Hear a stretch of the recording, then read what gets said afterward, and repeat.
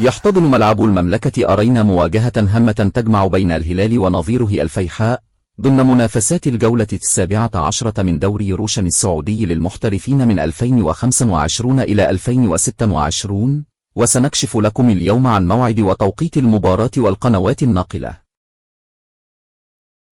يدخل الهلال المباراة وهو يتربع على قمة جدول الترتيب بعد نجاحه في استعادة الصدارة رغم الانطلاقة القوية للمنافس النصر وسلسلة انتصاراته المتتالية في بداية الموسم، وتمكن الهلال من توسيع الفارق وتثبيت أقدامه في المركز الأول بعد الانتصار على نيوم. يحتل الهلال صدارة جدول ترتيب الدوري السعودي برصيد 41 نقطة حققهما بعد انتصاره السابق على نيوم بهدفين مقابل هدف وحيد، وياتي النصر في المركز الثاني برصيد 34 نقطة، ويسعى الفريق بقيادة المدرب أنزاجي للحفاظ على الصدارة للفوز باللقب.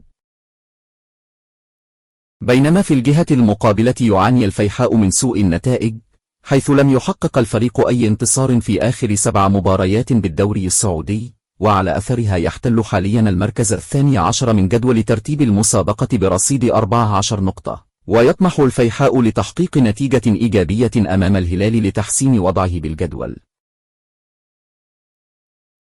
موعد مباراة الهلال والفيحاء القادمة. ولمن يرغب في معرفة موعد وتوقيت مباراة الهلال والفيحاء في الدوري السعودي، ستنطلق المواجهة المرتقبة يوم الخميس الموافق 22 من شهر يناير الحالي، وذلك في تمام 8:30 مساء بتوقيت مكة المكرمة، وفي تمام 7:30 مساء بتوقيت القاهرة.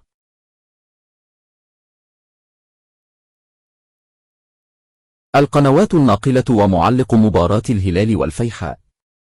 يمكنكم مشاهدة مباراة الهلال والفيحاء القادمة مجانا عبر شبكة قنوات 8، لكونها الناقل الحصري الوحيد لمباريات الدوري السعودي للمحترفين في منتصة الشرق الأوسط وشمال إفريقيا، وتم تكليف الإماراتي المتميز فارس عوض للتعليق على مجريات المواجهة بشكل رسمي.